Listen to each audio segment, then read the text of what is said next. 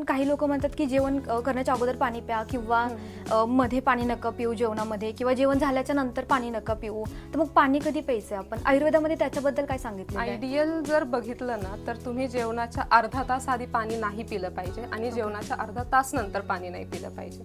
पाणी प्यायचंय तर तुम्ही जेवणाच्या मध्ये पिऊ शकता, पण तेही घोटघोटच प्यायचं. असं नाही की एकदमच एक ग्लास घेतला आणि गटगट गटगट पाणी पिलं, कारण की सगळं येऊन जाऊन त्या अग्नीशीच रिलेटेड आहे. ती अग्नी तिचं काम करते, असं काहीच नाही करायचंय की ती विजली पाहिजे. त्यामुळे आहार पण जो म्हणतात तो खूप गुरु नाही पाहिजे. आता आजकाल जे आपण पिझ्झा खातो, बर्गर खातो, सँडविचेस खातो, हा सगळा खूप गुरु आहार आहे. तो पचायला अग्नीला भयंकर काम करावं लागतं. गुरु आहार म्हणजे काय हे एकदा सांगाल का? गुरु म्हणजे जो पचायला खूप जड असतो.